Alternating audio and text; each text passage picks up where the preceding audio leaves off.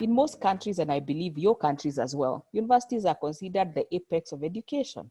They are the apex of quality. So the world, even right now, is looking up to universities to give answers to problems of COVID-19. So we enjoy that advantage that society looks up to us as the apex of education. We are likely to be trusted more than other providers of education and training if we as universities offer these programs. Secondly, we have a commitment to quality as universities. I do know that virtually all universities have got quality assurance mechanisms that are geared towards ensuring a level of quality in all the programs they offer. So that's inherent in our institutions. I have already emphasized that we enjoy a level of trust by our communities and societies.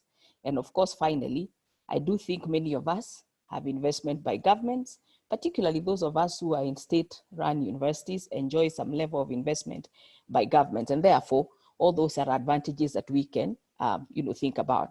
But at the same time, we also have challenges. And part of these challenges includes the following. We have shrinking funding to lots of universities as the global economy faces various challenges. And I can almost begin to think that as we think about the long-term impact of Corona, this is going to be a reality we have to contend with, that funding to universities is going to shrink as competition for resources to fund health and bring back the economy become a reality. We also have competing interest in terms of other programs. In my university, there is the whole question of we want to offer medicine, we want to offer engineering, we want to offer all these other courses that are going to be competing with our drug demand reduction curriculum. The other important challenge is the changing target market needs. As the market needs change, again, we have to ask about the relevance of what we are proposing as a drug demand reduction program.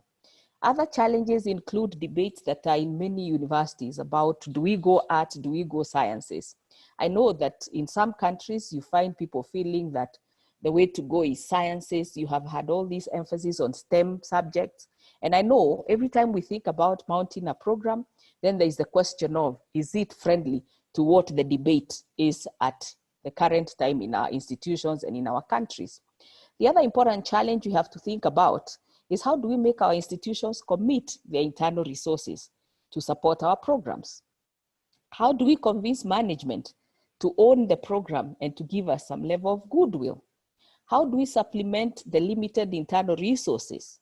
And is it possible for us to consider mobilizing external resources through partnerships and linkages?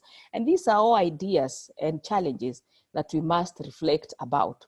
We also must think about challenges like reaching the target population. Who are they? Where are they? What do they want? How do we ensure that we are maintaining their interest and their goodwill? And all this is important for us to reflect on as we think about academic programs.